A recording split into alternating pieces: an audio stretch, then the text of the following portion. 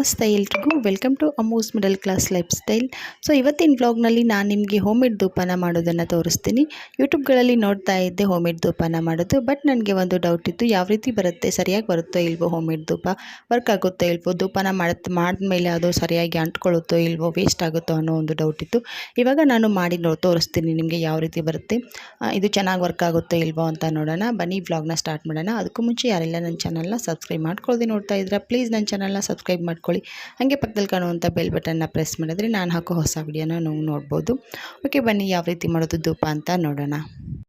Okay, ಬನ್ನಿ ಧೂಪನ ಮಾಡೋದಕ್ಕೆ ಏನೆಲ್ಲ ತಗೊಂಡಿದ್ದೀನಿ ಅಂತ ತೋರಿಸ್ತೀನಿ. ಇಲ್ಲಿ ನಾನು ದೇವರಿಗೆ ಪ್ರತಿನಿತ್ಯ ಮುಡಿಸಿರುವಂಥ ಹೂವನ್ನು ಚೆನ್ನಾಗಿ ಒಣಗಿಸ್ಕೊಂಡು ಬಿಡಿಸ್ಕೊಂಡು ಕ್ಲೀನ್ ಮಾಡಿಕೊಂಡು ತಗೊಂಡಿದ್ದೀನಿ. ನಾನು ಪ್ರತಿನಿತ್ಯ ದೇವರಿಗೆ ಮುಡಿಸಿದ ಹೂಗಳನ್ನು ಕಲೆಕ್ಟ್ ಮಾಡಿ ಇಟ್ಕೊಂಡಿದ್ದೆ. ಅದರಲ್ಲಿ ಸ್ವಲ್ಪ ರೋಸ್ ಪೆಟಲ್ಸ್ನ ಬೇರೆಯಾಗಿ ತಗೊಂಡಿದ್ದೆ. ಇದರಲ್ಲಿ ರೋಸ್ ಪೆಟಲ್ಸು ಮತ್ತು ನಾನು ಕಳಶಕ್ಕೆ ಇಟ್ಟಿರುವಂಥ ಎಲೆನೂ ಕೂಡ ಅಷ್ಟೇ ಚೆನ್ನಾಗಿ ಒಣಗಿಸ್ಕೊಂಡು ತೊಗೊಂಡಿದ್ದೀನಿ. ಪ್ರತಿಯೊಂದು ದಿನವೂ ಇರೋವಂಥ ಪ್ರತಿಯೊಂದು ಎಲೆನೂ ತೊಗೊಂಡಿದ್ದೀನಿ. ಹಾಗೆ ಬೇವಿನ ಎಲೆನ ಸ್ವಲ್ಪ ತೊಗೊಂಡಿದ್ದೀನಿ. ಬೇವಿನ ಎಲೆನ ನೀವು ಧೂಪನ ಮಾಡೋ 2 ದಿನ ಮುಂಚೆನೇ ಚೆನ್ನಾಗಿ ಬಿಸಿಲಲ್ಲಿ ಒಣಗಿಸ್ಕೊಂಡು ತೊಗೋಬೇಕಾಗತ್ತೆ. ನೀವೇನಾದರೂ ಮನೆಯಲ್ಲೇ ಒಣಗಿಸ್ಕೋತೀನಿ ಅಂದರೆ ಕಪ್ಪಾಗಿ ಹೋಗುತ್ತೆ, ಅಷ್ಟೊಂದು ಚೆನ್ನಾಗಿ ಧೂಪ ಬರೋದಿಲ್ಲ. ಸೊ ಅದಕ್ಕೋಸ್ಕರ ಬಿಸಿಲಲ್ಲಿ ಚೆನ್ನಾಗಿ ಒಣಗಿಸ್ಕೊಳ್ಳಿ. ಹೂವು ಬೇಕಿದ್ದರೆ ನೀವು ಇಟ್ಟಲ್ಲೇ ಅದು ಚೆನ್ನಾಗಿ ಒಣಗುತ್ತೆ. ಆಮೇಲೆ ನೀವು ಕ್ಲೀನ್ ಮಾಡಿಬಿಟ್ಟು ಅದರದ್ದು ಪೆಟಲ್ಸ್ ಎಲ್ಲನೂ ಬಿಡಿಸ್ಕೊಂಡು ತಗೋಬೋದು. ಓಕೆ, ನಾನಿಲ್ಲಿ ಧೂಪನ ಮಾಡೋದಕ್ಕೆ ಬಳಸಿರುವಂಥ ಪ್ರತಿಯೊಂದು ಇಂಗ್ರೀಡಿಯೆಂಟ್ಸ್ದು ಪ್ರತಿಯೊಂದು ಬೆನಿಫಿಟ್ಸ್ನ ನಾನು ನಿಮಗೆ ಹೇಳ್ತೀನಿ. ಸೊ ಅದಕ್ಕೋಸ್ಕರನೇ ವಿಡಿಯೋನ ಕೊನೆವರೆಗೂ ಸ್ಕಿಪ್ ಮಾಡಿದೆ ನೋಡಿ, ತುಂಬಾ ಚೆನ್ನಾಗಿದೆ ವಿಡಿಯೋ. ಸೊ ಇವಾಗ ನೆಕ್ಸ್ಟ್ ನಾನಿಲ್ಲಿ ಸಾಂಬ್ರಾಣಿ ಕಟ್ಟಿಗೆನ ತೊಗೊಂಡಿದ್ದೀನಿ. ನೋಡ್ತಾ ಇರ್ಬೋದು ನೀವು, ಸಾಂಬ್ರಾಣಿ ಕಟ್ಟಿಗೆನ ನಾನು ತೊಗೋತಾ ಇದ್ದೀನಿ. ಅದಾದಮೇಲೆ ನೆಕ್ಸ್ಟು ಸ್ವಲ್ಪ ಸಾಂಬ್ರಾಣಿ ತೊಗೊಂಡಿದ್ದೀನಿ. ಸಾಂಬ್ರಾಣಿ ಬೇರೆ, ಸಾಂಬ್ರಾಣಿ ಕಟ್ಟಿಗೆ ಬೇರೆ, ಇದು ಎರಡರಲ್ಲೂ ಡಿಫ್ರೆನ್ಸ್ ಇದೆ. ಸೊ ನೋಡ್ಕೊಳ್ಳಿ, ಚೆನ್ನಾಗಿ ನೋಡಿಕೊಂಡು. ನಿಮ್ಮ ಹತ್ರ ಸಾಂಬ್ರಾಣಿ ಕಟ್ಟಿಗೆ ಇದ್ದರೆ ತೊಗೊಳ್ಳಿ, ಇರದೇ ಹೋದರೆ ಪರವಾಗಿಲ್ಲ, ಸಾಂಬ್ರಾಣಿನ ಮಾತ್ರ ಉಪಯೋಗಿಸಿದರೆ ಸಾಕು. ಅದಾದಮೇಲೆ ನಾನಿಲ್ಲಿ ಲವಂಗನ ಯೂಸ್ ಮಾಡ್ತಾ ಇದ್ದೀನಿ. ನಾನು ನಿಮಗೆ ಆಲ್ರೆಡಿ ಹೇಳಿದ್ದೀನಿ, ಪ್ರತಿಯೊಂದು ವಸ್ತುನೂ ನಾನು ಬೇಕು ಅಂತಲೇ ತೊಗೊಂಡಿದ್ದೀನಿ. ಅದರದ್ದು ಬೆನಿಫಿಟ್ಸ್ನ ನಿಮಗೆ ಹೇಳ್ತಾ ಹೋಗ್ತೀನಿ ನೆಕ್ಸ್ಟ್ ಮುಂದೆ ವಿಡಿಯೋದಲ್ಲಿ. ಸೊ ಓಕೆ, ಅದಾದಮೇಲೆ ಇಲ್ಲಿ ನಾನು ಕಾಳು ಮೆಣಸಿನಕಾಳನ್ನ ತೊಗೊಂಡಿದ್ದೀನಿ. ಅದಾದಮೇಲೆ ಸ್ವಲ್ಪ ಸಾಸಿವೆ ಕಾಳನ್ನ ತೊಗೊಂಡಿದ್ದೀನಿ. ಇದು ಸಾಸಿವೆ ನಾರ್ಮಲ್ ಸಾಸಿವೆ ಅಲ್ಲ, ಇದು ಬಿಳಿ ಸಾಸಿವೆನ ನಾನಿಲ್ಲಿ ಯೂಸ್ ಮಾಡ್ತಾ ಇದ್ದೀನಿ. ಏನಕ್ಕೆ ಅಂತ ನಾನು ನೆಕ್ಸ್ಟ್ ಹೇಳ್ತೀನಿ. ಓಕೆ, ಇದಲ್ಲದೆ ಇನ್ನೂ ಸ್ವಲ್ಪ ಸಾಮಗ್ರಿಗಳನ್ನ ಬಳಸ್ಕೊತಾ ಇದ್ದೀನಿ. ಏನಪ್ಪ ಅಂದರೆ ಕರ್ಪೂರನ ನಾನಿಲ್ಲಿ ತಗೋತಾ ಇದ್ದೀನಿ. ಇದು ಕರ್ಪೂರ. ನೀವು ಕರ್ಪೂರನ ಖಂಡಿತವಾಗ್ಲೂ ಸ್ಕಿಪ್ ಮಾಡದೆ ಕರ್ಪೂರನ ಯೂಸ್ ಮಾಡಲೇಬೇಕು. ಕರ್ಪೂರನೇ ಮೇನ್ ಇಂಗ್ರೀಡಿಯೆಂಟ್ಸು. ಆದಷ್ಟು ಜಾಸ್ತಿ ಕರ್ಪೂರನ ಯೂಸ್ ಮಾಡಿದ್ರೆ ಒಳ್ಳೆಯದು. ತುಂಬಾ ಒಳ್ಳೆ ಚೆನ್ನಾಗಿರೋ ಪರಿಮಳನ ಕರ್ಪೂರ ಕೊಡುತ್ತೆ. ಸೊ ಅದಕ್ಕೋಸ್ಕರನೇ ಕರ್ಪೂರನ ಚೆನ್ನಾಗಿ ಜಾಸ್ತಿ ಹಾಕಿ. ನಾನಿಲ್ಲಿ ಒಂದು 20ರಿಂದ 25 ಕರ್ಪೂರನ ಯೂಸ್ ಮಾಡ್ತಾ ಇದ್ದೀನಿ. ಕರ್ಪೂರದ್ದು ಬೆನಿಫಿಟ್ಸ್ನ ನಾನು ನಿಮಗೆ ಹೇಳ್ತೀನಿ ಮುಂದೆ. ಸೊ ನೋಡಿ, ಇವಾಗ ಕರ್ಪೂರನ ತಗೋತಾ ಇದ್ದೀನಿ. ಅದಾದಮೇಲೆ ನೆಕ್ಸ್ಟ್ ನಾನು ಗೋಮೂತ್ರನ ತಗೋತೀನಿ. ನಿಮ್ಗೆ ಕಾಣಿಸ್ತಾ ಇರ್ಬೋದು, ಇದು ಗೋಮೂತ್ರ. ತುಂಬ ದಿನ ಆಯಿತು ತೊಗೊಂಡು ಬಂದು. ಸೊ ಅದಕ್ಕೋಸ್ಕರನೇ ನಾನು ಅದರಲ್ಲಿ ಸ್ವಲ್ಪ ಅರಿಶಿಣನ ಸೇರಿಸ್ಕೊಂಡಿದ್ದೀನಿ. ಅರಿಶಿಣನ ಸೇರಿಸ್ಕೊಳ್ಳೋ ಉದ್ದೇಶನೂ ಹೇಳ್ತೀನಿ. ಸೊ ನಿಮ್ಗೆ ಕಾಣ್ತಾ ಇರ್ಬೋದು, ಕೆಳಗಡೆ ಎಲ್ಲ ಅರಿಶಿಣ ಕಾಣ್ತಾ ಇರ್ಬೋದು. ಅರಿಶಿಣನ ನಾನು ಅದರಲ್ಲಿ ಸೇರಿಸ್ಕೊಂಡಿದ್ದೀನಿ. ಇದು ಕೂಡ ಇಂಪಾರ್ಟೆಂಟು, ಇದನ್ನು ಕೂಡ ತಗೊಳ್ಳಿ. ಅದಾದಮೇಲೆ ನೆಕ್ಸ್ಟ್ ನಾನು ತುಪ್ಪನ ತಗೋತೀನಿ. ತುಪ್ಪನ ಬಂದುಬಿಟ್ಟು ನಾನು ಬೆಣ್ಣೆನ ತೆಗೆದ ತಕ್ಷಣವೇ ದೇವರಿಗೆ ಅಂತ ಎತ್ತಿಟ್ಟಿರೋ ತುಪ್ಪನ ಯೂಸ್ ಮಾಡ್ತಾ ಇದ್ದೀನಿ. ದೇವ್ರಿಗೆ ಅಂತ ಮಾಡ್ತಾ ಇರೋ ಧೂಪ ಇರೋದ್ರಿಂದ ತುಂಬಾ ಕೇರ್ಫುಲ್ಲಾಗಿ ಧೂಪನ ರೆಡಿ ಮಾಡ್ಕೊಳ್ಳಿ. ಸೊ ಇವಾಗ ನೆಕ್ಸ್ಟ್ ಯಾವ ರೀತಿ ಮಾಡೋದು ಅಂತ ನೋಡೋಣ. ಓಕೆ, ಇವಾಗ ಮಿಕ್ಸಿ ಜಾರ್ನ ತೊಗೊಂಡು, ದೊಡ್ಡದು ಮಿಕ್ಸಿ ಜಾರ್ನ, ಮೊದಲಿಗೆ ದೊಡ್ಡ ಮಿಕ್ಸಿ ಜಾರ್ನ ತೊಗೊಂಡು ಬಳಸಿ. ಸೊ ಇವಾಗ ಎಲ್ಲ ಪೆಟಲ್ಸ್ನೂ ಕೂಡ, ಫ್ಲವರ್ ಪೆಟಲ್ಸ್ನೂ ಕೂಡ ಅದರಲ್ಲಿ ಹಾಕಿ ಚೆನ್ನಾಗಿ ಫೈನಾಗಿ ಅದನ್ನು ಪೇಸ್ಟ್ ರೀತಿ ಮಾಡ್ಕೋತೀನಿ. ನೀವು ಬೇಕಿದ್ದರೆ ಇದರಲ್ಲೇ ಸ್ವಲ್ಪ ನೀರನ್ನ ಸೇರಿಸ್ಕೊಂಡು ಮಾಡ್ಕೋಬೋದು. ಇಲ್ಲ ನಮಗೆ ಅದು ಸರಿ ಹೋಗಲ್ಲ ಅಂತ ಅಂದರೆ ನೀವು ಡ್ರೈ ಆಗಿ ಪೇಸ್ಟ್ ಮಾಡ್ಕೋಬೋದು. ಬಟ್ ಡ್ರೈ ಆಗಿ ಪೇಸ್ಟ್ ಮಾಡ್ಕೊಳ್ಳೋದು ತುಂಬಾ ಕಷ್ಟ ಆಗುತ್ತೆ. ಸ್ವಲ್ಪ ನೀವು ನೀರನ್ನ ಯೂಸ್ ಮಾಡಿಕೊಂಡು ಪೇಸ್ಟ್ ಮಾಡಿಕೊಂಡ್ರೆ ತುಂಬಾ ಒಳ್ಳೆಯದು. ನಾನು ಕೂಡ ಅಷ್ಟೇ ಸ್ವಲ್ಪ ನೀರನ್ನ ಯೂಸ್ ಮಾಡಿಕೊಂಡು ಪೇಸ್ಟ್ ಮಾಡ್ಕೋತೀನಿ. ಹಾಗೆ ಕೆಲವೊಬ್ಬರು ಏನು ಮಾಡ್ತಾ ಇರ್ತಾರೆ ಅಂದರೆ ಪೆಟಲ್ಸ್ನ ಬೇರೆ ಸಪ್ರೇಟಾಗಿ ರುಬ್ಕೋತಾರೆ, ಆಮೇಲೆ ಕರ್ಪೂರ, ಸಾಂಬ್ರಾಣಿ ಈ ಒಂದು ವಸ್ತುನ ಇಂಗ್ರೀಡಿಯೆಂಟ್ಸ್ನ ಬೇರೆ ಸಪ್ರೇಟಾಗಿ ರುಬ್ಕೋತಾ ಇರ್ತಾರೆ. ಆದರೆ ನಾನು ಆ ರೀತಿ ಮಾಡೋಕ್ಕೆ ಹೋಗೋದಿಲ್ಲ, ಎಲ್ಲನೂ ಒಟ್ಟಿಗೆ ರುಬ್ಕೋತೀನಿ. ಮೊದಲಿಗೆ ಪೆಟಲ್ಸ್ನ ಒಂದು ರೌಂಡು ರುಬ್ಕೋತೀನಿ. ಅದು ಸ್ವಲ್ಪ ಮಟ್ಟಿಗೆ ಪೇಸ್ಟ್ ಆಗಿದೆ ಅಂತ ಆದಮೇಲೆ ಅದರಲ್ಲಿ ಸಾಂಬ್ರಾಣಿ, ಆಮೇಲೆ ಸಾಂಬ್ರಾಣಿ ಕಟ್ಟಿಗೆ, ಕರ್ಪೂರ ಎಲ್ಲನೂ ಮಿಕ್ಸ್ ಮಾಡಿ ಅದರಲ್ಲಿ ಸೇರಿಸ್ಕೊಂಡು ಮತ್ತೆ ನಾನು ರುಬ್ಕೋತೀನಿ. ಎಲ್ಲನೂ ಸೇರಿಸ್ಕೊಂಡು ಫೈನಾಗಿ ಪೇಸ್ಟ್ ಮಾಡಿ ತಗೋತೀನಿ. ಇನ್ನು ಕೆಲವೊಬ್ರು ಏನು ಮಾಡ್ತಾರೆ, ಪೆಟಲ್ಸ್ದು ಪೌಡರ್ನ ಮಾಡಿಬಿಟ್ಟು ಆ ಪೌಡರ್ನ ಜರಡಿ ಎಲ್ಲ ಹಿಡಿತಾ ಇರ್ತಾರೆ. ಸೊ ಆ ರೀತಿ ಮಾಡೋ ಅವಶ್ಯಕತೆ ಏನಿಲ್ಲ. ಎಲ್ಲನೂ ಸೇರಿಸ್ಕೊಂಡು ಸ್ವಲ್ಪನೇ ಸೇರಿಸ್ಕೊಂಡು ಸ್ವಲ್ಪನೇ ಮಿಕ್ಸಿನ ಮಾಡಿಕೊಂಡು ರುಬ್ಕೊಂಡು ಚೆನ್ನಾಗಿ ಫೈನಾಗಿ ಪೇಸ್ಟ್ ಮಾಡಿದ್ರೆ ಅದು ಚೆನ್ನಾಗಿ ಬಂದೇ ಬರುತ್ತೆ. ಇವಾಗ ನಾನು ಇದಕ್ಕೆ ಸ್ವಲ್ಪ ಗೋಮೂತ್ರನ ಸೇರಿಸ್ಕೊತಾ ಇದ್ದೀನಿ. ಅದಾದಮೇಲೆ ಸ್ವಲ್ಪ ಅರ್ಧದಷ್ಟು ತುಪ್ಪನ ಸೇರಿಸ್ಕೊತೀನಿ. ಇನ್ನೂ ಮಿಕ್ಕಿರೋ ತುಪ್ಪ ಮತ್ತು ಗೋಮೂತ್ರನ ನಾವು ಕೋನ್ ರೆಡಿ ಮಾಡ್ಕೋಬೇಕಾದ್ರೆ ನಾನು ಅದರಲ್ಲಿ ಸೇರಿಸ್ಕೊತೀನಿ. ನೋಡ್ತೀರಾ ನೀವು ಮುಂದೆ. ನಾನು ಮೊದಲಿಗೆ ಪೆಟಲ್ಸ್ನ ಮಾತ್ರ ಹಾಕಿ ನೀರು ಹಾಕ್ದೇ ರುಬ್ಕೊಂಡು ನೋಡಿದೆ, ಅದು ಮಿಕ್ಸಿ ತುಂಬಾ ಹೀಟ್ ಆಗೋಕ್ಕೆ ಸ್ಟಾರ್ಟ್ ಆಯಿತು. ಸೊ ಅದಕ್ಕೋಸ್ಕರನೇ ರಿಸ್ಕ್ ತೊಗೊಳಕ್ಕೆ ಹೋಗಬೇಡಿ. ಸ್ವಲ್ಪ ನೀರನ್ನ ಸೇರಿಸ್ಕೊಂಡು ನೀವು ರುಬ್ಕೊಂಡ್ರೆ ತುಂಬಾ ಒಳ್ಳೆಯದು. ಸೊ ಇವಾಗ ನೀವು ನೋಡ್ತಾ ಇರ್ಬೋದು, ಸ್ವಲ್ಪ ಮಟ್ಟಿಗೆ ಅದು ಪೇಸ್ಟ್ ಆಗ್ತಾಯಿದೆ. ಉಂಡೆ ಕಟ್ಟಿದ್ರೆ ಉಂಡೆ ರೀತಿ ಕೈಯಲ್ಲಿ ಆಗಬೇಕು, ಅಷ್ಟಾದರೆ ಸಾಕು. ಅದು ಜಾಸ್ತಿ ಫೈನಾಗಿ ಪೇಸ್ಟ್ ಆಗಬೇಕು ಅನ್ನೋದೇನಿಲ್ಲ. ಹೌದು ಅನ್ನೋ ಮಟ್ಟಿಗೆ ನಮ್ಗೆ ಗೊತ್ತಾಗುತ್ತೆ. ನಾವು ಅದನ್ನು ರುಬ್ಕೋಬೇಕಾದ್ರೆ ನಮಗೆ ಅರ್ಥ ಆಗುತ್ತೆ ಯಾವ ರೀತಿ ಆಗಿದ್ರೆ ಒಳ್ಳೆಯದು ಅನ್ನೋದು ನಮ್ಗೆ ಅದು ಫೀಲ್ ಆಗುತ್ತೆ. ಸೊ ಆ ರೀತಿ ನಾವು ಮಾಡಿಕೊಂಡ್ರೆ ಸಾಕು. ಅದನ್ನು ಜಾಸ್ತಿ ಏನು ಫೈನಾಗಿ ಮಾಡೋ ಅವಶ್ಯಕತೆ ಇರೋದಿಲ್ಲ. ಸೊ ನೋಡ್ತಾ ಇರ್ಬೋದು, ನಾನು ದೊಡ್ಡ ಮಿಕ್ಸಿ ಜಾರ್ನಲ್ಲಿ ಹಾಕಿದ್ದೆ, ಅದು ಜಾಸ್ತಿ ಫೈನಾಗಿ ಪೇಸ್ಟ್ ಆಗಲಿಲ್ಲ. ನೀವು ಕೂಡ ಅಷ್ಟೇ ದೊಡ್ಡ ಮಿಕ್ಸಿ ಜಾರ್ನಲ್ಲಿ ಫೈನಾಗಿ ಪೇಸ್ಟ್ ಆಗದೆ ಹೋದರೆ ಮತ್ತು ಸಣ್ಣ ಮಿಕ್ಸಿ ಜಾರ್ನಲ್ಲಿ ಫೈನಾಗಿ ಪೇಸ್ಟ್ ಆಗೇ ಆಗುತ್ತೆ. ಅದರಲ್ಲಿ ಒಂದು ಸಾರಿ ರುಬ್ಕೊಂಡ್ರೆ ಸಾಕು. ಅದ್ರ ಮೇಲೆ ಮತ್ತೆ ಏನು ರುಬ್ಕೊಳ್ಳೋ ಅವಶ್ಯಕತೆ ಇರೋದಿಲ್ಲ. ನಾನು ಅದರಲ್ಲಿ ಒಂದು ಸಾರಿ ರುಬ್ಕೊಂಡು ತೊಗೋತೀನಿ. ನೀವು ರುಬ್ಕೋಬೇಕಾದ್ರೆ ಮಿಕ್ಸಿ ಏನಾದರೂ ಹೀಟ್ ಆದರೆ ಸ್ವಲ್ಪ ಗ್ಯಾಪ್ ಕೊಡಿ. ಒಂದು 10ರಿಂದ 15 ನಿಮಿಷ ಗ್ಯಾಪ್ ಕೊಟ್ಟು ಆಮೇಲೆ ನೀವು ಮತ್ತೆ ರುಬ್ಕೊಳ್ಳೋಕೆ ಸ್ಟಾರ್ಟ್ ಮಾಡಿ. ಯಾಕೆಂದರೆ ಕಂಟಿನ್ಯೂ ಆಗಿ ರುಬ್ಬಕ್ಕೆ ಹೋಗಬೇಡಿ, ಮಿಕ್ಸಿನೂ ಹಾಳಾಗುತ್ತೆ, ಹಾಗೆ ಮತ್ತೆ ಏನಾದರೂ ಪ್ರಾಬ್ಲಮ್ ಆಗೋ ಚಾನ್ಸಸ್ ಇರುತ್ತೆ. ಸೊ ಅದಕ್ಕೋಸ್ಕರನೇ ಹೇಳ್ತಾ ಇದ್ದೀನಿ, ರಿಸ್ಕ್ ತೊಗೊಳಕ್ಕೆ ಹೋಗಬೇಡಿ. ಸ್ವಲ್ಪ ಹೊತ್ತು ಬಿಟ್ಟು ನೀವು ಮಿಕ್ಸಿ ಮಾಡ್ಕೊಳ್ಳಿ. ನೀವು ನೋಡ್ತಾ ಇರ್ಬೋದು ಎಷ್ಟೊಂದು ಹೀಟ್ ಅದರಲ್ಲಿ ಬರ್ತಾ ಇದೆ ಮಿಕ್ಸಿನಲ್ಲಿ ಅಂತ. ಅದರಲ್ಲೂ ಈ ಬೇಸಿಗೆನಲ್ಲಂತೂ ತುಂಬಾ ಹುಷಾರಾಗಿ ನಾವು ಈ ಕೆಲಸನೆಲ್ಲ ಮಾಡ್ಕೋಬೇಕಾಗುತ್ತೆ. ಮಿಕ್ಸಿನಲ್ಲಾಗಿರ್ಬೋದು, ಫ್ರಿಜ್ಜು, ಯಾವುದೇ ಒಂದು ಎಲೆಕ್ಟ್ರಿಕಲ್ ವಸ್ತುವಿನಲ್ಲಿ ಸ್ವಲ್ಪ ಹುಷಾರಾಗಿ ನಾವು ಕೆಲಸನ ಮಾಡ್ಕೋಬೇಕಾಗತ್ತೆ.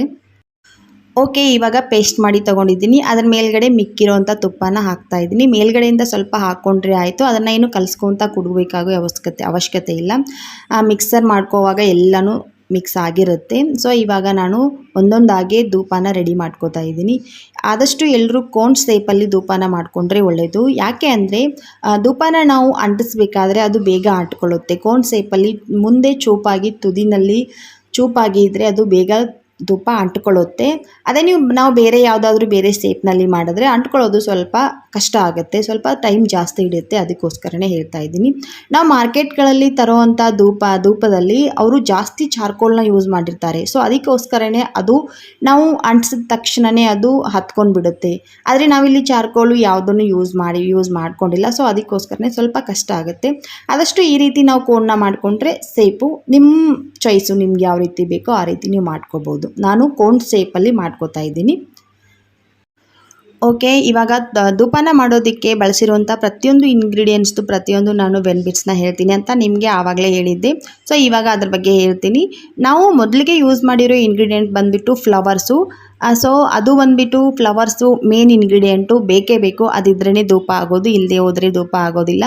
ಸೊ ದೇವರಿಗೆ ಬಳಸಿರೋವಂಥ ಫ್ಲವರ್ಸು ತುಂಬಾ ಒಳ್ಳೆಯದು, ತುಂಬಾ ಶ್ರೇಷ್ಠ ಅಂತಲೇ ನಾವು ಭಾವಿಸ್ತೀವಿ. ಸೊ ಅದನ್ನು ಅಲ್ಲಿ ಇಲ್ಲಿ ತುಳಿದಾಡೋ ಅಲ್ಲಿ ಮತ್ತು ತಿಪ್ಪೆನಲ್ಲೋ ಎಸೆಯೋದ್ರ ಬದಲು ಈ ರೀತಿ ಯೂಸ್ ಮಾಡಿದ್ರೆ ನಾವು ನಮ್ಮ ಕೈಯಾರೆ ಮಾಡಿರೋ ಒಂದು ತೃಪ್ತಿ ಇರುತ್ತೆ. ದೇವರಿಗೆ ನಮ್ಮ ಕೈಯಾರೆ ಏನೋ ಒಂದು ಸೇವೆನ ಮಾಡ್ತಾ ಇದ್ದೀವಿ ಅನ್ನೋ ತೃಪ್ತಿ ಇರುತ್ತೆ. ಸೊ ಅದಕ್ಕೋಸ್ಕರನೇ ಇಲ್ಲಿ ಹೂವನ್ನ ಬಳಸ್ಕೊಂಡಿದ್ದೀವಿ. ಹಾಗೆ ನಾವು ನೆಕ್ಸ್ಟ್ ಬಳಸಿರೋದು ಬಂದುಬಿಟ್ಟು ಹೂವದಲ್ಲೇ ಮತ್ತು ನಾವು ನಮ್ಮ ಕಳಶಕ್ಕೆ ಇಟ್ಟಿರೋ ಅಂಥ ಎಲೆನೂ ಕೂಡ ನಾನಿಲ್ಲಿ ಯೂಸ್ ಮಾಡಿದ್ದೀನಿ. ಎಲೆನಲ್ಲಿ ಕೂಡ ಅಷ್ಟೇ ನಮಗೆ ಆರೋಗ್ಯ ಸಂಬಂಧಪಟ್ಟಿರೋವಂಥ ಸಾಕಷ್ಟು ಬೆನಿಫಿಟ್ಸು ಎಲೆನಲ್ಲಿ ಇದೆ, ಎಲ್ರಿಗೂ ಗೊತ್ತೇ ಇದೆ. ಸೊ ಅದಾದಮೇಲೆ ನೆಕ್ಸ್ಟು ನಾನಿಲ್ಲಿ ಬಳಸಿರೋದು ಬೇವಿನ ಸೊಪ್ಪನ್ನ ನಾನಿಲ್ಲಿ ಬಳಸ್ಕೊಂಡಿದ್ದೀನಿ. ಬೇವಿನ ಸೊಪ್ಪನ್ನ ಬಳಸೋ ಉದ್ದೇಶ ಏನಪ್ಪ ಅಂದರೆ, ಬೇವಿನ ಸೊಪ್ಪಿನಲ್ಲಿ ಸಾಕಷ್ಟು ಆ್ಯಂಟಿ ಬ್ಯಾಕ್ಟೀರಿಯಲ್ ಪವರ್ ಇದೆ. ಸೊ ಅದಕ್ಕೋಸ್ಕರನೇ ಮನೇಲಿ ನಾವು ಆ ಧೂಪನ ಬೇವಿನ ಸೊಪ್ಪಿನಲ್ಲಿ ಮಾಡಿರುವಂಥ ಧೂಪನ ಹಚ್ಚಿದ್ರೆ ಮನೆಯಲ್ಲಿ ಸೊಳ್ಳೆ ಕಾಟ ಇರೋದಿಲ್ಲ, ಸೊಳ್ಳೆ ಕಾಟ ತಪ್ಪುತ್ತೆ. ಬೆಳಗ್ಗೆ ಒಂದು, ಸಾಯಂಕಾಲ ಒಂದು ಧೂಪ ಹಚ್ಚಿದ್ರೆ ಆಯಿತು. ನೈಟ್ ಮಲ್ಕೋಬೇಕಾದ್ರೆ ಎಲ್ಲ ಸೊಳ್ಳೆನೂ ಓಡೋಗಿರುತ್ತೆ. ಸೊ ಅದಕ್ಕೋಸ್ಕರ ನಾನಿಲ್ಲಿ ಬೇವಿನ ಎಲೆನ ಬಳಸ್ತಾ ಇದ್ದೀನಿ. ಬೇವಿನ ಎಲೆ ಏನಾದರೂ ನಿಮಗೆ ಸಿಗದೆ ಹೋದರೆ ನೀಮ್ ಪೌಡರ್ ಸಿಗುತ್ತೆ, ಅದನ್ನು ಮಾರ್ಕೆಟ್ನಲ್ಲಿ ತೊಗೊಂಡು ಬಂದು ನೀವು ಯೂಸ್ ಮಾಡ್ಕೋಬೋದು. ನೆಕ್ಸ್ಟ್ ನಾನು ಇದರಲ್ಲಿ ಕರ್ಪೂರನ ಯೂಸ್ ಮಾಡಿದ್ದೀನಿ. ಕರ್ಪೂರನ ಯೂಸ್ ಮಾಡೋ ಒಂದು ಉದ್ದೇಶ ಏನಪ್ಪ ಅಂದರೆ, ಧೂಪದಲ್ಲಿ ಒಂದು ಸುಗಂಧತೆ ಬರಬೇಕು ಅನ್ನೋ ಕಾರಣಕ್ಕೆ. ಕರ್ಪೂರನ ಯೂಸ್ ಮಾಡಿದ್ದೀನಿ. ಅದಲ್ಲದೆ ಕರ್ಪೂರನ ಯೂಸ್ ಮಾಡಿ ನಾವು ಮಾಡಿರೋ ಧೂಪನ ಅಂಟಿಸಿದಾಗ ಮನೆಯಲ್ಲಿ ಒಂದು ಒಳ್ಳೆ ಪರಿಮಳ ಬರುತ್ತೆ. ಆ ಪರಿಮಳದಿಂದ ಇಡೀ ಮನೆಯೆಲ್ಲ ಒಂದು ದೈವಿಕ ಭಾವನೆಯಿಂದ ಕೂಡಿರುತ್ತೆ, ಪಾಸಿಟಿವ್ ಎನರ್ಜಿಯಿಂದ ಮನೆ ಕೂಡಿರುತ್ತೆ. ಸೊ ಅದಕ್ಕೋಸ್ಕರನೇ ನಾನಿಲ್ಲಿ ಕರ್ಪೂರನ ಯೂಸ್ ಮಾಡಿದ್ದೀನಿ. ನೆಕ್ಸ್ಟ್ ನಾನಿಲ್ಲಿ ಯೂಸ್ ಮಾಡಿರೋದು ಸಾಂಬ್ರಾಣಿ ಮತ್ತು ಸಾಂಬ್ರಾಣಿ ಕಟ್ಟಿಗೆ ಎರಡೂ ಒಂದೇ.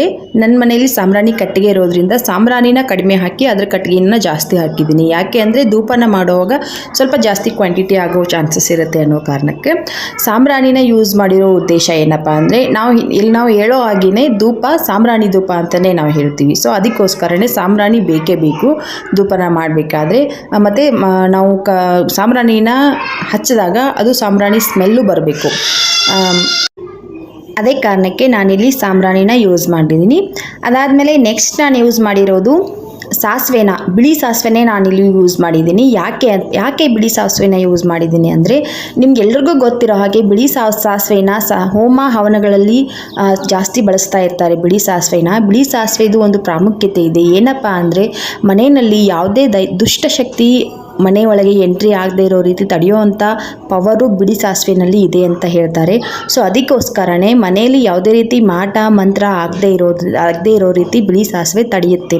ಸೊ ನಾವು ಹೊರಗಡೆಯಿಂದ ಬಂದಿರ್ತೀವಿ, ನಾವಾಗಿರ್ಬೋದು ಮನೇಲಿ ಯಾರೇ ಆಗಿರ್ಬೋದು, ಹೊರಗಡೆಯಿಂದ ಬಂದಾಗ ಸಾಕಷ್ಟು ಒಂದು ನೆಗೆಟಿವಿಟಿ ಅನ್ನೋದು ನಮ್ಮಲ್ಲಿ ತುಂಬಿಕೊಂಡಿರುತ್ತೆ. ಸೊ ಅದೆಲ್ಲನೂ ತೊಡೆದು ಹಾಕೋದು ಶಕ್ತಿ ಈ ಬಿಳಿ ಸಾಸಿವೆನಲ್ಲಿದೆ. ಸೊ ಅದಕ್ಕೋಸ್ಕರನೇ ಬಿಳಿ ಸಾಸಿವೆನ ನಾನಿಲ್ಲಿ ಯೂಸ್ ಮಾಡ್ತಾ ಇದ್ದೀನಿ. ನೆಕ್ಸ್ಟ್ ನಾನು ಯೂಸ್ ಮಾಡಿರೋ ಇಂಗ್ರೀಡಿಯೆಂಟ್ ಬಂದುಬಿಟ್ಟು ತುಪ್ಪದ ಬಗ್ಗೆ ಎಲ್ರಿಗೂ ಗೊತ್ತೇ ಇದೆ. ತುಪ್ಪ ದೇವರಿಗೆ ಶ್ರೇಷ್ಠವಾದದ್ದು, ತುಪ್ಪ ದೇವರಿಗೆ ಪ್ರಿಯವಾದದ್ದು.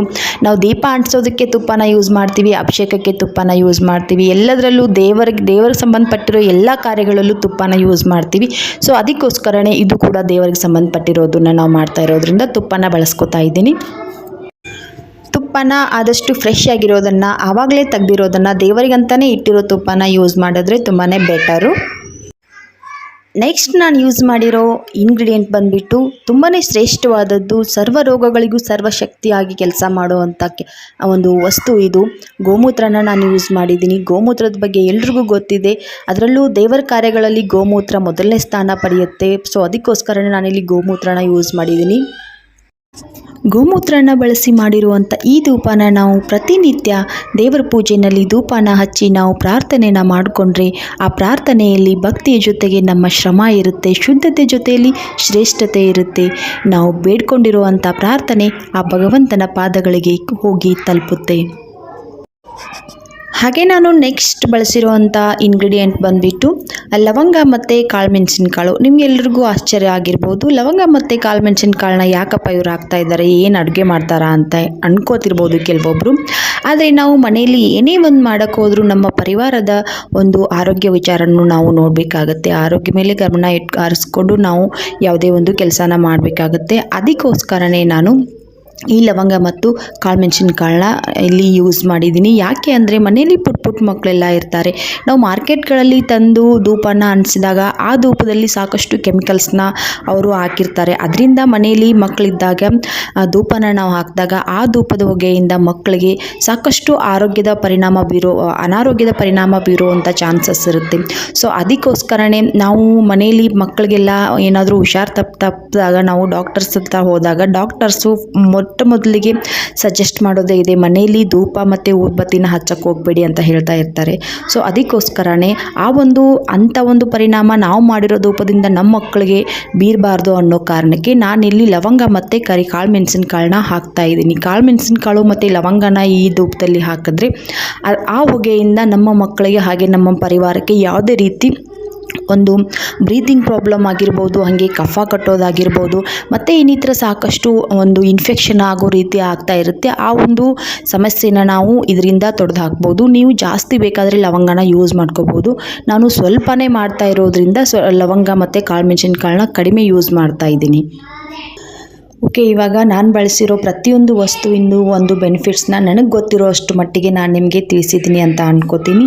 ಆದರೆ ನನಗಿನ್ನ ಜಾಸ್ತಿ ತಿಳಿದವರು ಇರ್ತಾರೆ. ನಿಮಗೇನಾದರೂ ನನಗಿನ್ನ ಜಾಸ್ತಿ ನಾನು ಬಳಸಿರೋ ಒಂದು ಪದಾರ್ಥಗಳ ಬಗ್ಗೆ, ಅದರ ಉಪಯೋಗಗಳ ಬಗ್ಗೆ ನಿಮಗೇನಾದರೂ ತಿಳಿದಿದ್ದರೆ ನನಗೆ ಕಾಮೆಂಟ್ಸ್ ಬಾಕ್ಸ್ನಲ್ಲಿ ಕಾಮೆಂಟ್ ಮಾಡಿ. ಸೊ ಇವಾಗ ಈ ಕೋಣನ್ನ ಮಾಡಬೇಕಾದ್ರೆ ಮಧ್ಯೆ ಮಧ್ಯೆ ಸ್ವಲ್ಪ ನೀರನ್ನ ಹಾಕ್ಕೊಂಡು ಹದ ಮಾಡಿಕೊಂಡು ನೀವು ಕೋಣನ್ನ ರೆಡಿ ಮಾಡ್ಕೋಬೇಕಾಗುತ್ತೆ. ಇವಾಗ ಎಲ್ಲ ಕೋನನ್ನು ನಾನು ರೆಡಿ ಮಾಡ್ಕೊಂಡಿದ್ದೀನಿ. ಇದು ಏನಿಲ್ಲ ಅಂದರೂ 1-2 ದಿನನಾದರೂ ನಾವು ಬಿಸಿಲಲ್ಲಿ ಚೆನ್ನಾಗಿ ಒಣಗಿಸ್ಕೋಬೇಕಾಗತ್ತೆ. ಅದು ಸ್ವಲ್ಪ ಹಸಿ ಹಾಗೆ ಉಳಿದ್ರೆ ಬಿರುಕು ಬೀಳೋ ಚಾನ್ಸಸ್ ಜಾಸ್ತಿ ಇರುತ್ತೆ. ಸೊ ಇವಾಗ ನಾನು ಅದನ್ನು ಟೆರೆಸ್ ಮೇಲೆ ಹೋಗಿ ತೊಗೊಂಡೋಗಿ ಇಡ್ತೀನಿ. 1-2 ದಿನ ನಾನು ಅದನ್ನು ಒಣಗಿಸ್ಕೊಂಡು ತಗೋತೀನಿ. ಇವಾಗಂತೂ ಸಾಕಷ್ಟು ಬಿಸಿಲಿದೆ, ಆರಾಮಾಗಿ ಒಣಗುತ್ತೆ. ಆದಷ್ಟು ಬೇಗನೇ ನೀವು ಮಾಡಿಕೊಂಡು 1-2 ದಿನ ಆರಾಮಾಗಿ ಒಣಗಿಸ್ಕೊಂಡ್ರೆ ಆಯಿತು. ನೋಡ್ತಾ ಇರ್ಬೋದು ಬಿಸಿಲಲ್ಲಿ ಏನೋ ಒಂದಿಟ್ಟರು ಹೊರಗಡೆ ನಾವು ಕೂಡ ಜಾಸ್ತಿ ಹೊತ್ತು ಬಿಸಿಲಲ್ಲಿದ್ದರೆ ಸುಟ್ಟೋಗ್ಬಿಡ್ತೀವೇನೋ ಅನ್ನೋಷ್ಟು ಬಿಸಿಲಿದೆ, ಸಾಕಷ್ಟು ಬಿಸಿಲಿದೆ. ಓಕೆ ನೋಡಿ, ಇವಾಗ 2 ದಿನ ಆದಮೇಲೆ ಚೆನ್ನಾಗಿ ಎಲ್ಲನೂ ಚೆನ್ನಾಗಿ ಡ್ರೈ ಆಗಿದೆ. ಇವಾಗ ನೀವು ನೋಡ್ತಾ ಇರ್ಬೋದು ಕಂಪ್ಲೀಟಾಗಿ ನಾನು 2 ದಿನ ಇದನ್ನು ಒಣಗಿಸ್ಕೊಂಡು ತೊಗೊಂಡಿದ್ದೀನಿ. ಇವಾಗ ಪೂಜೆ ಮಾಡೋ ಟೈಮ್ನಲ್ಲಿ ನಾನು ನಿಮಗೆ ತೋರಿಸ್ತಾ ಇದ್ದೀನಿ. ತುಂಬಾ ಚೆನ್ನಾಗಿ ಬಂದಿದೆ ಕೋನು. ನಾನೆಲ್ಲ ಮೊದಲಿಗೆ ಯೂಟ್ಯೂಬ್ಗಳಲ್ಲಿ ನೋಡ್ತಾ ಇರಬೇಕಾದ್ರೆ ನಿಜವಾಗ್ಲೂ ಇದು ವರ್ಕ್ ಆಗುತ್ತಾ ಅನ್ನೋ ಒಂದು ಡೌಟ್ ನನಗೆ ಇತ್ತು. ಇವಾಗ ಆ ಡೌಟು ಕ್ಲಿಯರ್ ಆಗಿದೆ. ತುಂಬಾ ಚೆನ್ನಾಗಿದೆ, ತುಂಬಾ ಚೆನ್ನಾಗಿ ವರ್ಕ್ ಆಗುತ್ತೆ. ಇದು ಒಂದು ಕಸದಿಂದ ರಸ ಅಂತಾರಲ್ಲ, ಆ ರೀತಿ ನೀವು ಮನೆಯಲ್ಲಿ ಒಂದ್ಸಲಿ ಟ್ರೈ ಮಾಡ್ಕೊಂಡು ನೋಡ್ಬೋದು ನೀವು ಕೂಡ. ಆದಷ್ಟು ಇವಾಗಲಂತೂ ಎಲ್ಲರೂ ಸಾಕಷ್ಟು ಜನ ಇದನ್ನ ಮಾಡ್ಕೋತಾ ಇದ್ದಾರೆ. ನಾನು ಕೂಡ ಇವಾಗ ಟ್ರೈ ಮಾಡಿದ್ದೀನಿ, ತುಂಬ ಚೆನ್ನಾಗಿ ಬಂದಿದೆ. ಇವಾಗ ನಾನು ನಿಮಗೆ ಒಂದು ಧೂಪನ ಅಂಟಿಸಿ ತೋರಿಸ್ತೀನಿ.